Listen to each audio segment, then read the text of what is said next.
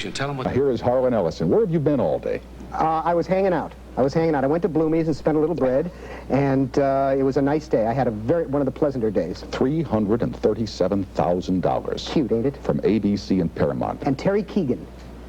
He's the main culprit in the matter. All right. His name should not go unmentioned. All right. Now, tell us the story briefly as to what happened. I said that you had brought an idea to somebody and that subsequent to their turning down the idea, you saw the idea on television. Well, it's I know it's more than that, but I wanted to save something for you. I'll give you the short of it. It's nice to see you again. It's good to see you. You don't look Goyish at all. I mean, the Goyim, what do they have to worry about? That maybe the Wonder Bread shipment is a little late. That's all. Anyhow, let me see. I wrote a story. You ever hear the bells on Christmas Day? Don't start. Goyim, goyim. You want to hear a fast joke? Fast joke. Well, I thought you said a crass joke. No, fast joke. It's clean, too. It's clean. Okay. They discovered there's life on Mars. They didn't know it because they're living underground, right? But they've been getting old reruns of I Love Lucy, so they send out words, send a typical human being. We're going to send out a typical Martian. We want to establish relations. So the human race presented with this incredible problem. Who do they send? Do they send, President Carter? Do they send Albert Schweitzer? They send Mike Wallace to interview her for 60 minutes. So he comes out of Mars, and the ground opens up like that. Now comes a little Martian. He's 2 feet tall. He's green. He's got one eye in the middle of his forehead. He's got a little stalk antenna. He's wearing a propeller beanie. So he comes across, and Wallace is trying to be cool. He says, hello, and the Martian says, hello, how are you? He says, are you a typical Martian? He says, yeah. He says, are all Martians green? He says, yeah. He says, yeah. Some are a little more toward yellow, some a little more toward aqua, but basically we're all green. He says, you all got the one eye in the middle of forehead? He says, yeah. Some have a watery, some have an astigmatic. We all got the one. And the little antenna, yeah, we all get there. He says, and you all wear the little propeller beanie? He says, not the Goyim. I heard it where they had diamonds instead of knuckles, but it's the same. The punchline was the same. That's even better. I like that one better. Okay, so anyway. Okay, the story goes like this. A writer named Ben Bova and I wrote a story called Brillo about the first experimental robot cop. Now, I'll tell you what Brillo comes from. It was Ben's bad pun. I'm not going to get stuck with that one. Ben was saying, the robot cop is Metal Fuzz, and Metal Fuzz is Brillo. Ha ha. Okay, anyhow. So we did the story called Brillo. Now, if you break up, I'm not going to tell you. I'm not going to tell you if you break up. You got to say $137,000 for a show named Brillo. Go ahead. I had to come all the way from California to here. You didn't have to. You wanted to be here. That's true. Okay. I've been waiting 4 years for this moment. 4 years to tell other writers they can fight them and beat them. We did the story. The story was published. It was in one of my books. About 3 years later, 73, I got approached. Did I want to do it as a television movie and proposed series? Took it to an independent company. They took it to ABC, to a guy named Steve Gentry, whom we discussed on another program some time ago. Mr. Gentry... We've gone through them all here. Oh, we have. We have maligned the best and the worst. Or the worst and the worst, whatever. In any case, Gentry loved it. We put it in production. They gave me a deal. I did treatment, first draft, final draft, even did story outlines for the rest of a series, for a proposed series. All along, they wanted me to change the robot, which looks like... This was 5 or 6 years before R2-D2, but that's what it looked like, a bigger R2-D2. Mm-hmm. They said, no one will go for that. With the ineluctable wisdom of the network honchos, they knew that no one would respond to a beep, beep, beep, beep little robot, right? Right. So, right, absolutely. They don't sell any replicas of R2-D2. No kids want to buy those. Right, worst picture ever made. Anyhow, they kept wanting me to make it into a human being. I said, we don't have the technology for that. I will not do it. I have some obligation to my craft. Ain't going to do it. They could not get me to change it. So they passed on it. It was then shown to CBS and NBC by the production company. At NBC, which is in fact this very place, there was a man named Terry Keegan, who was in charge of West Coast development of new projects, films and things of that nature. It was shown to him. He looked at it, he passed on it. A few months later, he showed up at Paramount as the head of their television department. It was shown to him there again. And he said, I passed on at NBC, I thought the robot should be human, and what actually happened, we put forth in court, was that he didn't want to work with me because he knew that I was intractable and would not change things. Subsequently, about 6 months later, Terry Keegan sold to ABC, to Steve Gentry, a show called Future Cop, in which the first experimental robot cop works with a human cop on a police beat, day-to-day police beat. It was my show, except for one major change. They'd made it a human robot. It was an android.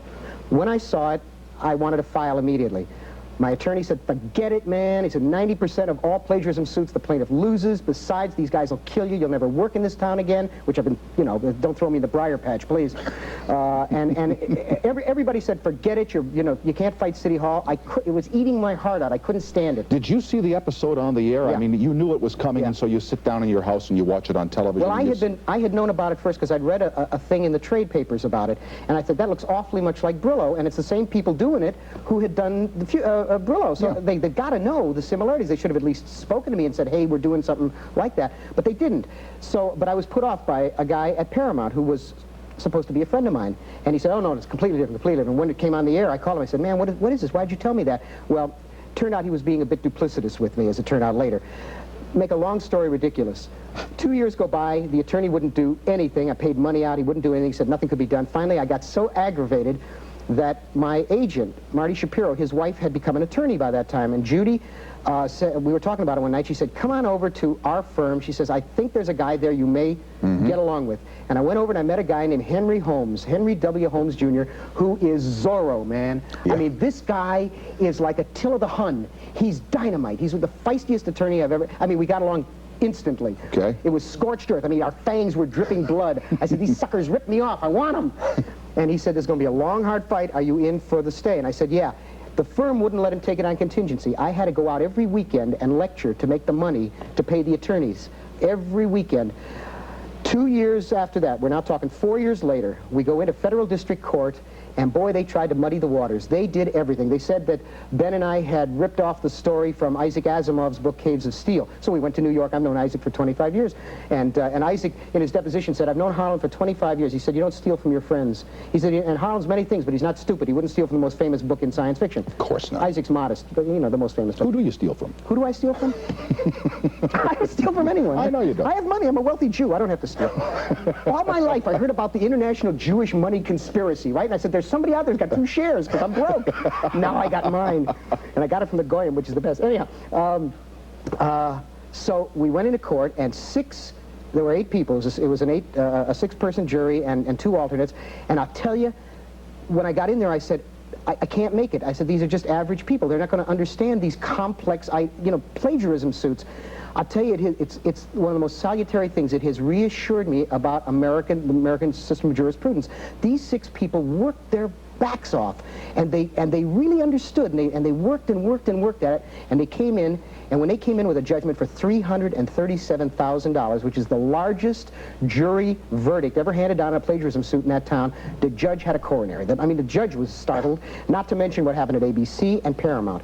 And I did it, and I spent the 4 years, probably because I'm crazy, because I got the phone calls from the studio late at night. I presume it was the studio. You never know. And they're saying, don't bother with this. Don't do this, kid. We're going to wipe you out. They tried to settle at different places along the way, and I said, we got to go to the wall, because money's what they give you to keep your mouth shut. And I said, writers have got to know that they can fight them. And we did, and we beat them, and now I'm putting up the billboards in Hollywood. What is the billboard going to say? I quoted something, but you tell me in your words what Well, I have to clear this with my attorney so that they're out to get. They said, we're going to nail you. They said, you're going to make a misstep, and we're going to nail you. So I got to be careful what I say. But it will say words to the effect of, I caught them with their hands in my pocket, and we pinned them to the wall. Writers, take heart. Don't let them steal from you.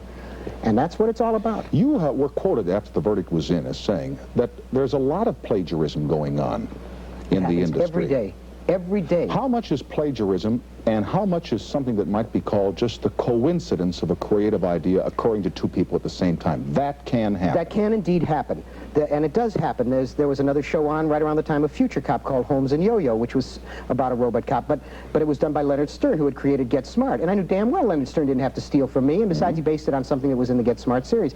But there is theft constantly, and the horrifying thing about it is that these people do not perceive of themselves as thieves. They think any idea. In fact, Keegan was quoted in the Herald Examiner, the LA Herald Examiner, as saying, I've been in this business 18 years and I've never seen anything original. Everything is a variation on everything else. He really believes that, which is why everything that's on television is a ripoff of something else. BJ and the Bear is a ripoff of Smokey and the Bandit. Battlestar Ponderosa is a ripoff of Star Wars. They're all one steal after another. There were 2 young women who had come up with the idea for the Good Time Girls, a series called The Good Time Girls, and they were ripped off. And the Good Time Girls went on, and they went to an attorney, and they said, you got to do something. They had no bread. So the studio said, we'll give you 10 grand to shut your mouth and go away and stop bothering us. They took it because they're broke. They haven't got any bread. Got to have the 10 grand, sure. That's right. It's better to have 10 grand than to try and face one of these monoliths and try and knock off their kneecaps. When they say, we're going to get you, if in fact somebody said that to you, that would mean that they could lock you out of writing for television, which you probably would hate an awful lot. Well, I haven't written anything for television in 7, 8 years anyhow. Yeah, more than that, they can lock you out of movies, they can tie you up in legalities. They got floors and floors of attorneys. Let me tell you one thing that they said. Now, I will not, I know who said this, but I will not credit it to the person because they would get me for libel. But it was reported to other attorneys. There was a conversation between some very high officials at Paramount and some attorneys who were there on another case, and they said, me and my attorney, Henry Holmes, and myself, they said, Ellison and Holmes are a couple of uppity niggers. They said, we cannot permit him to win because this isn't a nuisance suit. This guy's a professional. He's in the business. We can't let him win. Ellison's a troublemaker and Holmes is a charlatan. Henry said, when he heard that, he said, I would have rather been the troublemaker. I said, Henry, you weren't offered the option. So there are nuisance suits. I mean, there's the case like the Kramer versus Kramer suit that's coming up, which, I mean, I know very little about it, but it would seem to me that that's a nuisance suit because it's based on the film was based on Avery Corman's novel, and everybody knows that. But there are people who are amateurs, and they don't really know. When you're talking about a professional, I mean, I've been in the industry for 18 years, man. I've won the Writers Guild Award 3 times more than anybody else. I got books coming out of my ears. I got credentials. This is the first lawsuit I've ever been involved in, that's ever come to fruition. And when a professional says, I was robbed, they should have the obligation to at least look into it. But the arrogance, the consummate arrogance of these people, because they know they are protected front and back by the corporation. They know that they can steal. I mean, look at the other things that are going down with ABC and the Aaron Spelling Len Goldberg thing. I mean, you mean on Charlie's Angels? On Charlie's involving Angels. the Wagners. The creative accounting thing in Hollywood is an evil and a sin that everybody knows about, and nobody does anything about it because there's only a certain number of markets, and you mess with them, you blow the whistle on them, forget it, you're out of work. They put you in the can. Something going to happen now. Yeah. Something going to happen now. Let me do spots here. We'll continue with Harlan Ellison after this for the NBC television stations. Back now with Harlan Ellison. Can we wrap this up now and go on to other facets of your life? Because I want to get to the part where the states you won't go into that haven't ratified the ERA, because I would assume you still have that Still do that. boycott going. But was there one little key that you found in this case that made you and your attorney realize that you had them? Yeah. You see, when you start this thing, you think, maybe I'm paranoid. Maybe it really was independent creation. You know, I mean, you're reluctant to get into this kind of a hassle. During the depositions with Terry Keegan, we're sitting there, and my attorney, Henry Holmes, says to him, did you ever read Brillo? Did you ever see Brillo? He says, no. I've never read it. I never saw it. In the back of my head, a bell goes off, because I remembered a party at the head of the production company, Alan Landsberg's company, the Christmas that I was doing the script. And I was there with Terry Keegan. We sat and talked for 20 minutes. I said, now why would the man lie if there wasn't something to hide? And I came out to Henry. I said, Henry, there's something here. There's a conspiracy here. This guy did it, and he did it with malice aforethought. And they gave us punitive damages, which I understand you're not allowed to give unless there is malice involved. And since they did that, I can safely say that, I presume. And we had to keep tracking back and tracking back and tracking back. We found that memos had been burned over at Paramount, destroyed, that would have proved access on the part of Keegan to this material, because he was the conduit to the writer. And when we got that, when that moment happened, when he lied and need not have lied, I said, there's something going down here, and I'm right. And it took us 2 years to find it, but we did finally. Now, do you have the money now? What happened afterward was they were going to appeal. And they went in with Henry, and I think they knew they were going to lose on the appeal. And they hassled it around and around and around and around. They said, well, and they settled with us for a total of $285,000, no appeal, and nothing. And that's it. So we got 285 grand. So they give you a check, and that's the end of it? That's the end of it. Yeah, we won, man. We won. Yeah, but you often wonder when you read about settlements involved, what they're really going to get? What they're going to get, and how long does it take to get the money? I mean, once the verdict is in, then I presume that they owe you the money immediately. The only reason we haven't gotten the money now is that Ben went off on a vacation to Italy with his wife, and if he had been here to sign the agreement, we'd have had the bread in hand right now. I could have showed you the check. Sure hope nothing happens to Ben's boat coming back. I hope you're right. Ben's sailing with your money. I was going to say our money in his pocket. Money, right? No, your money in his pocket. We're in Time magazine this week. I know you are. Oh, I love it. I love it.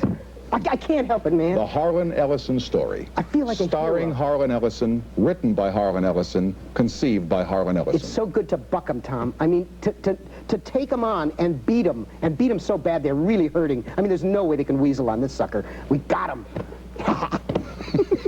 Don't be a bad winner. I'm not a bad winner. Okay. I'm sorry. They put me through such merd, though. Yeah.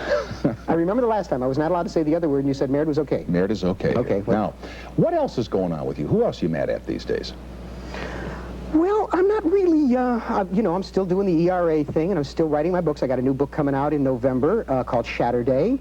And it's the only thing I've been able to write in the last 2 years because of, you know, and I'm finishing up a movie based on a wonderful book called Blind Voices. It sounds like one of those terrible things on the Carson Show where some schlub comes in and says, and I'm playing the Secaucus Music Theater next Thursday. Well, you won't be hearing as much of that as you used to. It's an hour now. It's an hour now. Yeah. No, not now. It's coming. September, yeah. Coming. I think he needed the money for buying the hotel in Vegas. Stop on him now, will you please? I'm not allowed to talk about it. Well, you can talk, but the man made his deal, and let's all be happy that the announcement. Listen, he doesn't hurt anybody. He's a nice man. He's very nice. Keeps a lot of people off the streets at night. And a lot of people employed out there in Burbank, too. That's very true. What about the television season this year? Have you watched any of it? I tell you, when I stopped writing TV and went into honest occupations like pimping or horse doping, something like that, I felt that there was no need, there was really no need for me to have to ever watch it again. So I bought a Betamax and I take the movies and I look at the movies and we've got the cable, and I'll be darned if I know what's coming on. I understand there's a series about a guy who falls in love with an elephant, which reminded me of my mother, the car. I said, history is, you know, repeating itself. But apart from that, everything looked like everything else that was on last year and the year before. It is so dreadful, Tom. I mean, you're lucky. I mean, here you are. The only people who are awake at this hour are dipsos, you know, cocaine freaks and intellectuals. And nobody pays any attention to any of those people. I know, I know. Funny about television, though, isn't it? Everybody keeps trying to make it something that it really can't be. Like you complain about it and say that its quality isn't there and that it feeds off of several ideas and shows become spin-offs of other shows. Have you ever watched the public access cables? Yeah. It's absolutely horrendous what goes on public access television. But it's ingenuous because they have nothing to work with. But I mean, here they had this great idea to say, well, the public has a right to have access to television. Yeah. So therefore, we'll open up these channels on the cable, and the public can then apply for time, and they can come on and do television. And what do they come up with? I mean, have you seen some of the stuff? I don't know how much you get in California, but here in New York, there are, what, 3 or 4 channels? It's horrendous, for heaven's sake. Yeah, but you got amateurs doing it. I mean, if they were professionals doing that kind of thing, like if a little theater group got on, and they got a decent cinematographer, and they got a decent director, and they said, you know, give us a couple hours a week, they could put something good on. But basically all it is now is ego feed. And that's cool. That's cool. Listen, I got this theory that dudes like Son of Sam and Manson would not have done the terrible things they did if they'd been given 20 minutes on the Carson Show. Honest to God, that's all those donuts want. They want to be looked at. I'm real. You know, I'm here. I exist. Yeah, I'm not a...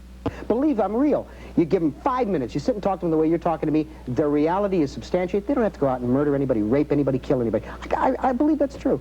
Got a point. If they could see themselves on television and realize that people were listening to them. Well, for the people watching the tube, for everybody sitting out there, we are real. We are realer, if that word exists, than their neighbors next door or the people that bagged their groceries at the grocery today. There is a thing about television. There's a reality here that is terrifying. I know an old lady who believes that the things on the soap operas actually happen. Oh yeah, oh yeah. And she gets crazy when something bad happens. I mean, she's completely out of her mind. It's a strange medium, and I think, as I've said before, it's a very dangerous medium because the blurring of the line between reality and fantasy is so omnipresent. And there's another thing that occurred to me. For the first time in the history of the world, we have what could be called a universal curriculum, meaning that a kid in Botswana and a kid in Bayonne, New Jersey, they all have the same impression of male, female, rich, poor, the working class, the rich class, and that sort of means that you really can't have much individualism because you're going to be called a wacko by everybody around you. Well, you don't fit that cliche. I think that's very dangerous. I've stunned you into silence. No, I don't know if it's dangerous. Well, the only thing that moves society forward, that moves the universe forward, are the people who are, I have to pick the right word, and I don't know the right word. Nobody can convince me that when Albert Einstein was a young man and forming his theories, he was not better than everybody around him. I mean, he really was better. He was smarter, quicker, and cleverer. But he was weird. I mean, a man couldn't find the buttons on his cardigan. Eccentric. Yeah. Eccentric. But when you're constantly being pressed down by your peer group in school, in church, in the home. I mean, everybody's parents wants them to be a nice, you know, grow up to be a doctor, dentist, and doctor, drug. Behave yourself. Behave. Don't get in trouble. Don't say weird things. I mean, if you sit there and you say, look, I got some questions about the Bible. I mean, if Adam and Eve were the only two and there was Cain and Abel, then who was living over there in the land of Nod for them to get married to? I mean, you know, you got to start asking some questions. A lot of homes, that doesn't go. They don't want to know from that. And school is essentially a way of keeping kids busy so they don't bother the parents during the day. Exactly, and not asking any questions that the professors can't answer. Yeah. That's another problem. When you come home with any of that rabble-rousing, stuff, they're gonna put you away or put the teachers away. And television, I think, keeps people bland. Howard Cosell talks about the sports on TV, and he's a very bright man in some ways. He talks about sports as being the toy shop of life that keeps people's attention diverted. As long as you can root for some mythical small family like a baseball team or a football team, you don't have to think about the condition of the world and how you can better it. And that's the suit. The lawsuit is the message that if you do it, if you dig in your feet and you've got some courage and you're crazy enough to have tenacity, you can beat it. And you've been wronged and know you've been wronged. Yeah. You see, you were perceptive enough to say, hey, wait a minute, I've been wronged there. But a lot of us are wronged in many ways that aren't as obvious as the wrong that was done to you. You know, you talk about television being a danger. I think one of the great dangers that television does is the constant reinforcement of actions of officials and government that sometimes should not be reinforced. Well, there's that too. Okay. It maintains the status quo because it is an implement of the establishment. It reinforces that everything is okay. You know, how many times have we heard the line, the president, I don't mean Carter, I mean anybody who's been president since television, the president spent the weekend working, period. He says, wow, boy, the president worked all weekend. How do we know he worked all weekend? And what did he work at? You know, the president spent Mother's Day working, period. What kind of a story is that to put on, for heaven's sake? I don't want to hear that anyhow. No, well, I don't want to hear that if it isn't true. And, well, we'll get on the government in a second, but I want to do the sponsors first. We will continue with Harlan Ellison after these announcements.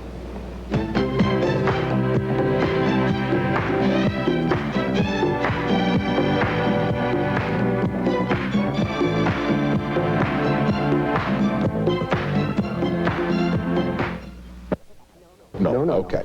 Not allowed to read. Well, what about the campaign? Are you politically active in this campaign this year? No, but I decided who I'm going to vote for, finally. I've been listening to all of this stuff, and the most you could say for Jimmy Carter is that the man tries to be honest, he tries to do a job. I don't think anybody can really... Absolutely not. And I feel for him. I think he's a loyal American, a hard-working guy, and it's just falling all around him. It's pathetic. It is. But it is lunacy and madness to put Ronald Reagan into the office. I mean, just, that red dye number 9 is eating away his brain. Now, you say that, and they did a thing on the news here last night or the night before where they, take facts and stack them up against some of the things that Ronald Reagan says on the podium, and that they don't quite mesh. Yeah. And he had a program for cutting taxes 10% a year for 3 years, balancing the budget, more defense. And the reporter asked him, Governor, what if you're wrong? And Reagan came back with what I thought was a pretty good answer. He said, well, if I'm wrong, will it be any worse than it is now? Now think about that for a second. People talk about Ronald Reagan being the most terrible thing that could happen to this country because that's a knee-jerk liberal reaction. That'll be my instant reaction living in the U.S. Say, well, Ronald Reagan, he's going to really bollocks it up. Listen, I'm from California, and those of us in California remember that it was Ronald Reagan and his response to the free speech movement at Berkeley that started all the riots on the campuses in the late 60s. I mean, his instant thing was call out the militia because they used a dirty word in the campus poetry magazine. Ronald Reagan makes me nervous because that man thinks in terms of war. He really thinks that way. He's got some of the brightest thinking of the 1800s. And I just, he scares the hell out of me. Okay, well then that's fair if you're scared. Okay. Over the last few months, I've been listening to all these people, to Bush and everybody, and who the dickens can I vote for? And all of a sudden, I started listening to Anderson. And at college campuses, I've been doing a lot of lecturing to pay for the lawsuit. And I would say, just from the podium, just kind of casually, I think I'm going to vote for Anderson. And the audience would go crazy. I said, by God, there is a groundswell out there for John Anderson. And I read the interview that he just did with Playboy, and it's a very... it's suicidal. He actually talks about Reagan and says the things about Reagan that he you don't attack, and that's the 11th commandment. He doesn't mention lust in his heart, does he? No, he doesn't mention lust in his heart, but he's very forthright, and he takes positions in that interview that are suicide for a man running for office. And I said, the man's got chutzpah, he's got some guts, and if he's only half right, he sounds reasonable. He's a Republican. I've never voted Republican in my life, but if he's independent now, I'm switching. I'm going to switch. I'm going to vote for him. I like the way they introduce some of the candidates. You never hear them say, for example, at a George Bush rally, and now here is former CIA director George Bush. They never say that. Here's the man who put us into Chile, and the man who gave us the Bay of Pigs, George Bush. I don't know if he did that. I don't think he was there then. He wasn't there then? Well, it goes way back into the 60s. I think Allen Dulles would be the man you'd want to talk to. Allen Dulles, right, was the man who put us into the Bay of Pigs. But they never say, and now here he is, former CIA director George Bush, the next president of the United States. They leave that part out, you know, they kind of switch it around. Here's the man who played Second Banana in Bedtime for Bonzo, Ronald Reagan. You don't remember that movie? Played Second Banana to a chimp. You won't give up, will you? I'm innocent. My hands are clean. Yeah, tonight they are, but what about tomorrow night? I love it when they talk about Anderson, you know, as to whether or not he has a chance. They say, well, he has no chance, and what could happen is that he would create a crisis by possibly throwing the election into the House of Representatives, and that would be a terrible thing. Oh, terrific. Crisis is good. Except that if that's a crisis, then how come it's in the Constitution that if there is a three-way tie or nobody gets the sufficient number of electoral votes, that it does go to the House? The Founding Fathers and Mothers had a provision for that.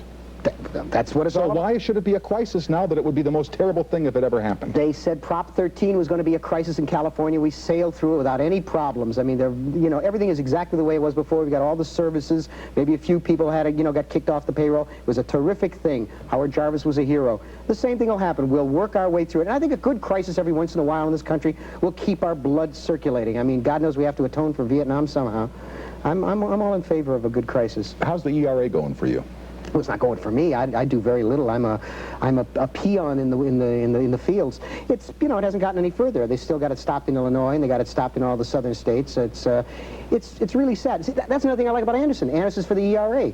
He says he finds it impossible that anyone would object to a simple thing put in the Constitution that says you cannot discriminate on the basis of sex. And that's all it says. It doesn't say anything else about unisex toilet. That knocks me out. Imbeciles like Phyllis Schlafly. I don't want to say something. Phyllis Schlafly. If Phyllis Schlafly walked into the headlights of my car, I would knock her into the next time zone. No, come on. I would do it. I would do it. That woman is mischievous. She's a mischievous woman. She says terrible things. Unisex toilets. Every home in America has a unisex toilet. True. No one else is, you know, I mean, there's no degeneracy that we know of because of that. I mean, we are foursquare for motherhood, apple pie, and the American flag here. But they spread all this terrible craziness. Remember, did you read that story in the LA Times about a year ago, now maybe 2 years ago, in Orange County? They were building a new recreational facility, and they figured out how much money it would save if they built toilet facilities that could be used by both sexes with proper locks on the doors. Yeah. That instead of having one for the guys and one for the gals times 8 or whatever it would be at this recreation center, they'd save something like, I don't know, $1,200,000 or something like that, and they were up in arms about it. What do you mean men and women going to the bathroom in the same place? But as you say, every home in America. Yeah. Airplanes, all the airplanes. True. And no one thinks a thing about it. I mean, all you do is knock. If the door is locked, you say, excuse me, I'll come back later.